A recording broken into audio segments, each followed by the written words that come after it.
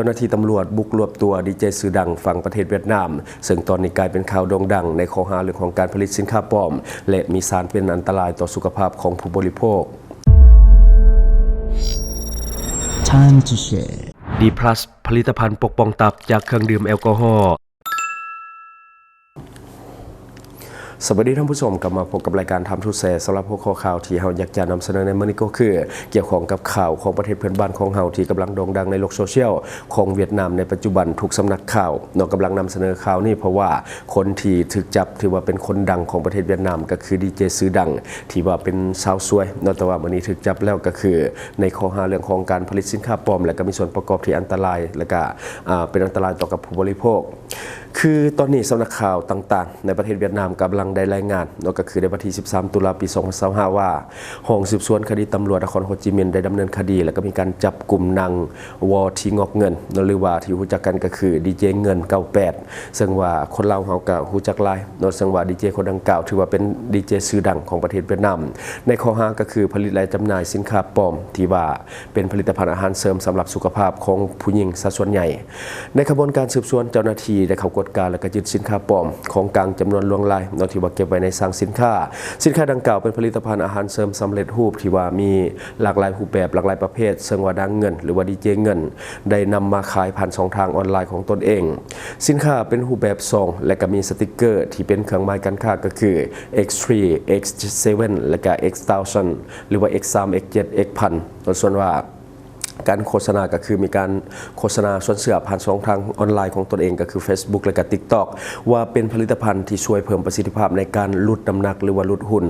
โดยอ้างว่าสามารถที่จะช่วยให้ผู้ที่ว่ากินก็คือสามารถลดน้ำหนักได้ตั้งแต่4 กิโล 55 กิโลกรัมถ้าว่ากินผลิตภัณฑ์ของเราผลิตภัณฑ์นี้ถือขายในราคาที่สูงกว่าสินค้าทั่วไปตามท้องตลาดซึ่งรายรับจากการขายก็แม่นรายห้อยตื้อแล้วก็คือแบบว่าหลายพันล้านดงเพียงในระยะเวลาเพียงแต่2 ปีเท่านั้นที่ว่าเราจำหน่ายผลิตภัณฑ์ดังกล่าวซึ่งว่ามันก็มีคนที่ใส่สินค้านี้ไปไล่แล้วแล้วก็มีคนที่ค่อนข้างได้รับผลกระทบสินค้าหลักๆที่ว่าเจ้าหน้าที่สืบสวนพบเห็นว่าผิดกฎหมายก็คือตัวที่เป็นเม็ดผักคอลลาเจนเพื่อความงามก็คือมันเป็นสินค้าที่บ่มีเอกสารรับประกันและก็คุณภาพและก็บ่ได้มาตรฐานการผลิตเรื่องของโรงงานหรือว่ามาตรฐาน GMP และก็บ่มีใบอนุญาตให้จำหน่ายสินค้าดังกล่าวบ่ว่าจะเป็นออฟไลน์หรือว่าออนไลน์ก็ตามผลการกวดกาของหน่วยงานที่เกี่ยวข้องผลิตภัณฑ์ที่จำหน่ายภายใต้การคุ้มครองของนางเงินบ่ผ่านมาตรฐานคุณภาพและถูกจัดว่าเป็นสินค้าปลอมและก็กวดพบว่ามีสารที่เป็นอันตรายหรือว่าสารที่กระทรวงสาธารณสุขของเวียดนามห้ามใช้ซึ่งเป็นอันตรายต่อกับผู้ที่ว่าเป็นผู้บริโภคและก็สามารถที่จะเฮ็ดให้เกิดความผิดปกติของการเต้นของหัวใจและก็ความดันเลือดสูงและก็เสี่ยงที่จะเป็นมะเร็งนำด้วยในปัจจุบันคดีดังกล่าวมันอยู่ในกระบวนการสืบสวนสอบสวนขยายผลเพื่อดำเนินการตามกฎหมายอย่างเข้มงวดของประเทศเวียดนามอันนี้ถือว่าเป็นข่าวใหญ่ทางฝั่งเวียดนามที่ว่าเขาเจ้ากำลังนำเสนอในปัจจุบันก็คือทุกแฟนเพจกำลังกระนำข่าวตัวนี้ก็คือได้รับความสนใจจากสังคมค่อนข้างที่จะหลายเนื่องจากว่าผู้เกี่ยวเป็นคนดังและก็สินค้าที่ขายก็คือสินค้าที่มันแมสก็คือคนทั่วไปสามารถใช้ได้และก็มีคนจำนวนหลายที่ว่าเป็นลูกค้าไปแล้วแต่ว่ามากดพบตำลังว่ามันมีสารที่เป็นอันตรายและก็เป็นสารที่ก่อมะเร็งนำด้วยฉะนั้นจึงเหตุให้หลายคนก็ตื่นตระหนกโดยเฉพาะผู้ที่ว่ากินเป็นประจำโดยซึ่งว่าข่าวนี้ที่ว่ามาแห่งสุดๆในปัจจุบันเรื่องของการผลิตสินค้าปลอมในประเทศเวียดนามแทบจะเป็นเรื่องปกติเพราะว่าก่อนหน้านี้ทางรายการของเฮาเองก็เคยนำเสนอไปหลายเทื่อแล้วเรื่องของการตั้งโรงงานเถื่อนผลิตสินค้าปลอมและก็ขายในเวียดนามแน่ขายอยู่นอกประเทศแน่โดยซึ่งว่าแทบจะเป็นเรื่องปกติทางด้านที่บ่มักใช้สินค้าจากเวียดนามก็จงระวังไว้เพราะว่าสินค้าหลายตัวที่หลายคนก็น่าจะเห็นแหละสินค้าที่เป็นข่าวอยู่นี่ก็มีการโฆษณาอยู่ลาวเขาคือกันแต่ว่าบ่แน่ใจว่าเขาสต็อกในลาวหรือว่านำเข้าจากเวียดนามแต่ว่าเฮาก็เคยเห็นผ่านหูผ่านตาโดยเฉพาะในกลุ่มวัยรุ่นที่ว่าเป็นผู้หญิงซะส่วนใหญ่เพราะว่าสินค้านี่มันตอบโจทย์กับผู้หญิง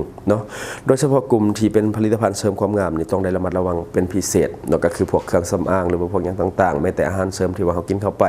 บางทีเขาคิดว่ามันสิดีคือพวกน้ำพวกยาที่เกี่ยวข้องกับเรื่องของการลดหุ่นส่วนใหญ่มันจะมีผลกระทบกับสุขภาพอย่างแน่นอนตัวอย่างคือส่วนใหญ่ที่ว่าเขาพบถ้าเป็นเกี่ยวข้องกับเรื่องของลดหุ่นก็คือมันจะเป็นยาถ่ายนี่มันจะมีส่วนเหตุให้เขาขาดน้ำได้บางคนก็ถึงขั้นกับช็อกและก็มีความอันตรายสูงถ้าว่าเขาใส่เกินขนาดถ้าว่าเขากินทุกวันเขาถ่ายทุกวันแบบถ่ายแบบผิดปกติก็จะเห็นให้เขาเสียน้ำง่ายและก็แน่นอนว่าเขาจอยลงแต่ว่ามันก็จะเห็นให้ห่างกายขาดน้ำและก็เกิดผลกระทบต่างๆหนักสุดก็คือช็อกและก็เสียชีวิต จุดเด่นของสินค้าเวียดนามอีกอย่างหนึ่งที่ว่ามักขายในบ้านเฮาส่วนใหญ่ราคาจะถูกกว่าสินค้าทั่วไปถูกกว่าสินค้าจากจีนถูกกว่าสินค้าจากไทยซึ่งว่าอันนี้มันบ่ได้แม่นว่าเขาได้มาในต้นทุนที่มันถูกและขายในมันถูกบ่แม่นได้ส่วนใหญ่มันบ่ได้เป็นแนวนั้นก็คือคนเวียดนามเนี่ยเขาจะจับจุดได้ว่าคนลาวนี่มักของถูกเนาะอยากได้ของดีอยากได้หลายแต่ว่าอยากจ่ายในราคาที่ถูกฉะนั้นเขาก็ไปค้นคว้าเอาสินค้าประเภทนี้เข้ามาขายบ่เฉพาะแต่เวียดนะทั้งจีนก็คือกันเขาก็ไปซอกสินค้าที่มันตกเกรดสินค้าที่มันบ่ผ่านเอามาขายในบ้านเฮาย้อนหยังเพราะว่าคนลาวเฮาแบบความสามารถในการซื้อในการจ่ายมันบ่สูงจังซี่นะเขาก็หาสินค้าที่มันตอบโจทย์มาให้เฮาเนาะคือเขาพยายามสรรหาสินค้าที่มันถูกสุดแต่ว่าสินค้าถูกส่วนใหญ่มันก็ต้องแม่นต้นทุนถูกสินค้าที่ต้นทุนถูกเนาะมันก็ส่วนใหญ่ก็มาจากสินค้าก๊อปหรือว่าสินค้าปลอมสินค้าที่บ่ผ่านมาตรฐานหรือว่าสินค้าที่มันอยู่ในตลาดมืดว่าซี่นะแบบผลิตสำหรับตลาดนัดอย่างเดียวก็คือแบบบ่ได้แบบผ่านมาตรฐานว่าซั่นซะก็คือวางตามร้านค้าทั่วไปบ่ได้เนื่องจากว่าเจ้าหน้าที่ลงไปกวดฉะนั้นนี่มันก็จะเป็นตลาดมืดหลายกว่าคือพวกตลาดนัดคืออย่างจังซี่ว่าซี่เนาะก็คือผลิตและก็ลักจำหน่ายให้กันเงียบๆเนาะยิ่งสินค้าที่ขายผ่านช่องทางออนไลน์เนาะสินค้าจากเวียดมาขายผ่านช่องทางออนไลน์นี่อันตรายกว่าที่คิดเนาะก็คือเฮาเห็นบางสินค้าที่มันเป็นครีมปรุงเนาะก็คือจักเอาสินค้าตัวใดตัวอย่างมาใส่กันแล้วก็โคเลใส่กันแล้วก็หลังจากนั้นก็บรรจุขายแล้วก็มีคนจำนวนบักหลายๆที่ว่าสั่งซื้อจากเขาเจ้าเนาะกระปุกบักใหญ่แต่ว่าราคาถูกๆส่วนใหญ่จะพบใน TikTok ที่ว่าเขาเจ้าขายกันก็คือกวนกันสดๆเลยเนาะก็คือเรื่องมาตรฐานบ่ต้องถามถึงแต่ว่าอย่างน้อยๆเขาก็เอาสินค้าที่แบบมันเป็นโลชั่นที่ขายตามท้องตลาดทั่วไปอยู่แล้วแล้วก็ครีมที่ขายตามท้องตลาดทั่วไปอยู่แล้วแล้วก็มาโคเลเข้ากันแล้วก็เป็นสูตรใหม่ไปขายเนาะถึงแม้ว่ามันจะเป็นสินค้าที่มันถูกต้องตามกฎหมายมาผสมเข้ากันแต่อย่าลืมว่าสินค้าแต่ละตัวมันก็มีสารที่แตกต่างกันไปบางทีเอามาปนกันหลายว่าสิมันอาจจะเกิดปฏิกิริยาและก็อาจจะเป็นผลกระทบต่อผู้ที่ว่านำไปใส่ก็ได้เนาะคือเรื่องคดีดีเจชื่อดังของเวียดนามเนาะหลายคนน่าจะ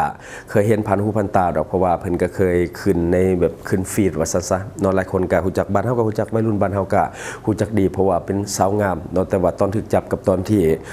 เปิดเพลงหรือว่าตอนเฮ็ดเวียกก็แตกต่างกันหลายเนาะแทบจะจื้อบ่ได้ว่าแม่นคนเดียวกันเนาะเดี๋ยวเฮาจะประมวลภาพมาให้ท่านผู้ชมได้เบิ่งคร่าวๆว่าตอนเฮ็ดเวียกกับตอนถูกจับเป็นเอาใดเนาะก็ค่อนข้างที่จะแตกต่างกันหน่อยนึงหลายคนเห็นก็จนบ่เจอเนาะเพราะว่าส่วนใหญ่จะเห็นแต่ตอนที่ไปเฮ็ดเวียกหรือว่าไปเปิดเพลงเนาะเดี๋ยวเขาจะประมวลภาพให้ท่านผู้ชมได้เบิ่งนำกันและทั้งหมดก็คือสิ่งที่เฮาเก็บมาเล่าสู่ฟังหวังว่าท่านจะได้รับสาระดีๆสำหรับท่านที่ว่าเบิ่งรายการเฮาอยู่คิดเห็นจังได๋กับสิ่งที่ว่านำเสนอไปก็อย่าลืมฝากไว้ภายใต้คอมเมนต์ของเฮาและข้าพเจ้าจะเข้าไปอ่านด้วยตนเองขอขอบใจ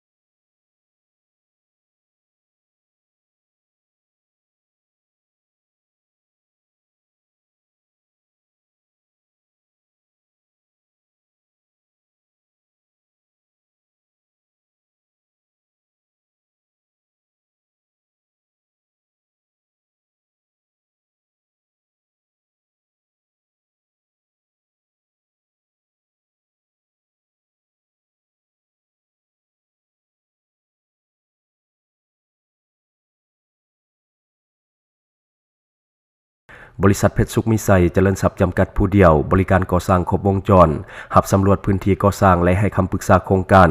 หับออกแบบโครงการต่างๆทั้งแบบ 2D และ 3D การบริการคิดไล่และการประเมินโครงการก่อสร้างหับเป็นที่ปรึกษาโครงการก่อสร้างต่างๆสำหรับท่านใดที่สนใจอยากใช้บริการกับบริษัทเพชรสุขมิไซเจริญทรัพย์จำกัดผู้เดียวสามารถติดต่อที่เบอร์ 02055662255 หรือ 02077776451 หรือท่านจะเข้าไปเบิ่งผลงานที่ผ่านมาของบริษัทพวกเราได้ที่แฟนเพจบริษัท PSMC จำกัด